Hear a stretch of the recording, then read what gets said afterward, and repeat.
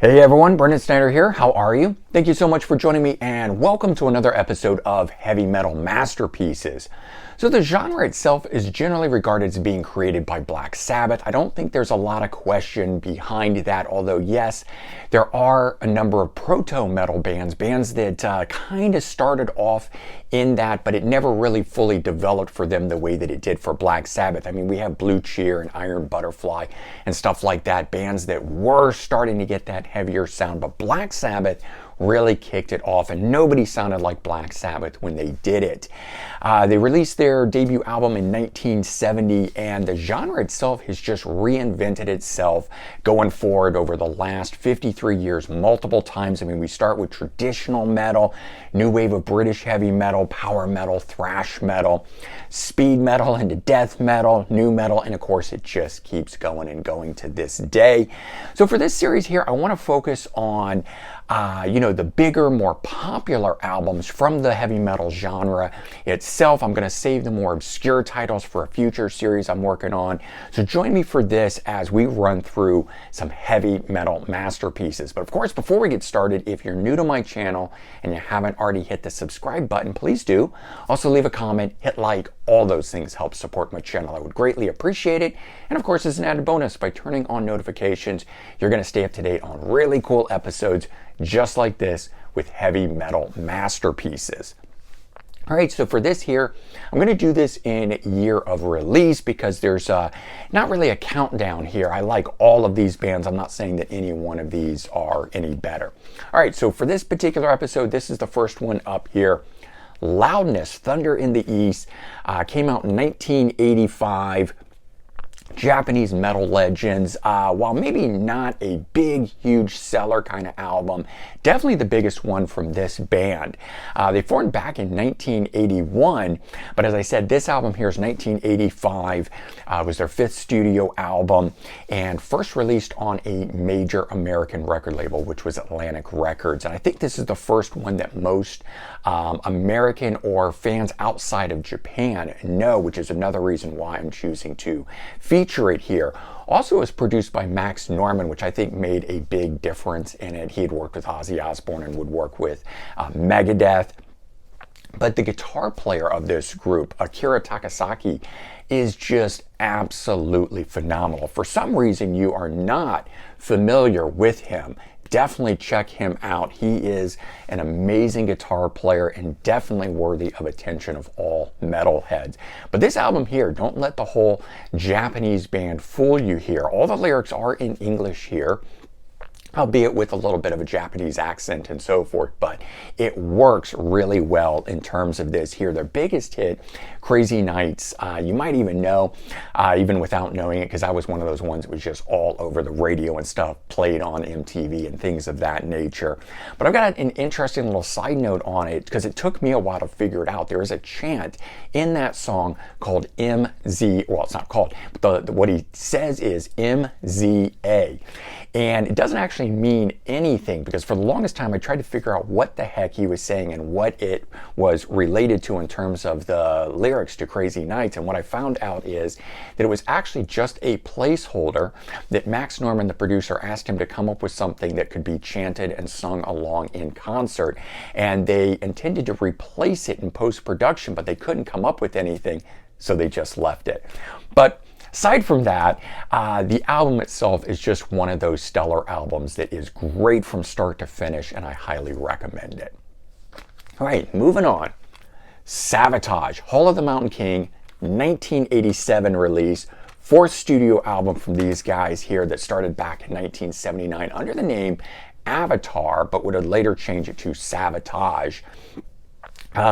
First album that was produced by Paul O'Neill, and that one is key in that this started a long relationship with him that of course would ultimately lead to them becoming more of a theatrical rock and focusing on the rock operas and all of that sort of stuff that would later lead to Trans-Siberian Orchestra. So maybe there's some of you guys that don't know who Sabotage are, but know who Trans-Siberian Orchestra are. They're actually one and the same. While today they have basically outside people performing, all that sort of stuff. It's all based on the works of Sabotage and where they came from. And of course, John Oliva and Chris Oliva, his brother, the two main guys here. And unfortunately, Chris Oliva passed away in 1993 in a car accident. But those two guys running the show here created some of the most memorable riff-driven metal music that was just outstanding for its time and era. And as I said, what it would grow into in terms of the project from Trans-Siberian Orchestra, I think is something in and of itself to recognize here. And songs like Prelude to Madness, which are on this album, would later be re-recorded by Trans-Siberian Orchestra. And while this album itself, and I say only sold 335,000 copies, so it didn't go gold, it didn't hit one of those milestone kind of a things, was actually the biggest selling album for Sabotage. Of course, Trans-Siberian Orchestra would go on to sell a lot more. But I don't want to make it all about sales in this anyway. Some of the bands we're going to talk about will have sold millions of records, other ones won't, but that shouldn't diminish from the quality and the character of what each of these albums are. All right, next one up, we've got thrash metal legends Megadeth, which is why I'm wearing my Megadeth shirt. One of my favorite bands. This one here, Rust in Peace from 1990. Probably my all-time favorite Megadeth album. Fourth studio album from them. And it featured two new members at that time. We've got guitarist Marty Friedman joining, and we've got drummer Nick Menza, who unfortunately passed away in 2016. But this album here, this was my first foray into Megadeth as well, which is probably partly why it's got nostalgia tied for me, making it one of my most favorites. But I saw the video and heard the song for Hangar 18, and I had never heard something so fast and heavy and brutal as that coming across at that time. So that was new to me, and I was deep into glam metal and stuff like that. So hearing Megadeth by comparison was a pretty heavy thing, but I loved it. I fell in love with the twin lead guitar and stuff like that on it, and Dave Mustaine's voice being a little different and out of character as to what you would expect from a metal album like this. It wasn't Metallica, and it wasn't that sort of thing. But this one here just really grabbed me, and every song on here going, everything from Take No Prisoners, Five Maniacs, Five Magics, Poison the Cure, just one of those albums where every track on this, the next one, the following one, and so forth, are just so good on this thing. Eventually it would go on to sell 1 million copies. Next up, we've got Seattle, Washington natives, Queensryche, Empire from 1990. It's their fourth studio album. No, we're not talking about grunge. We are staying with heavy metal here. But they did come from Seattle, Washington, where of course grunge would break and ultimately bring all of that down. But in the meantime, we had some amazing metal bands come out of there, Queensryche being one of them. And so this one here, being the fourth studio album, was the follow-up to Operation Mindcrime, which is equally as good. And of course, the concept album, probably the greatest concept album ever, in my opinion. I think it even beats out things like The Wall, and I'm a huge Pink Floyd fan. But this one here was more commercial than the previous album, and it focused more, in my opinion, it was like more song-oriented type stuff. A little bit less of the metal sound, verging more on hard rock. But on this one here, I think it had more standout tracks as a whole. And in all, they released 6 singles from this, and I think that's just sort of case in point how more song-oriented this one was. So Empire, Best I Can, the huge ballad, Silent Lucidity, Jet City Woman, probably my favorite song off of here, Another Rainy Night, another beautiful melodic song that I love, Anybody Listening, closing everything out on here. And that alone I think would make this album worthy. But again, the deep cuts on this thing are where it's at.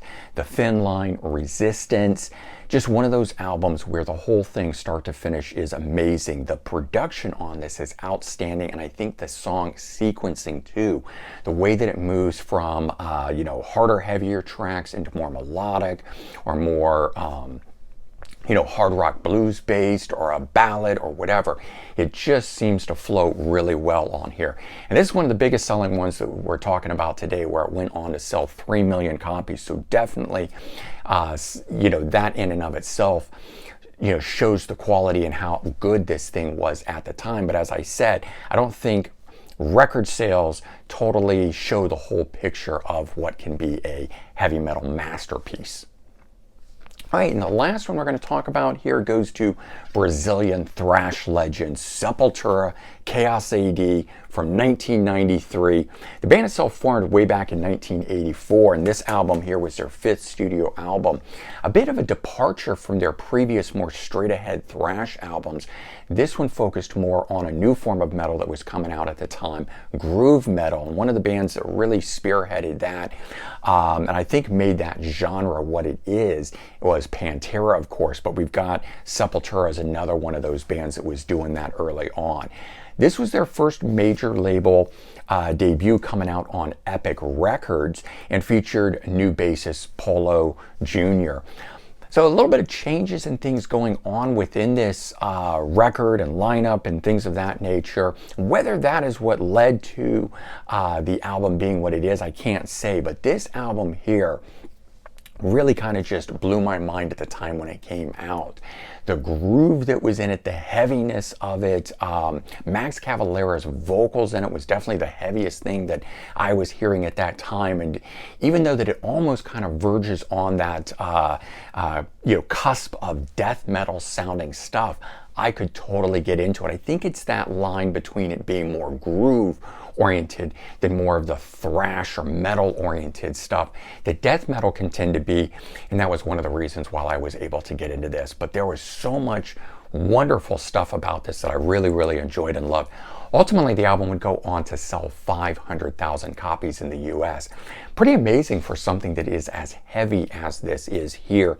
And I think, again, just showing the quality of what this is. And so there you go. There are 5 more heavy metal masterpieces as part of this episode here. Again, I'm sure you've got your own heavy metal masterpieces that you think stand out.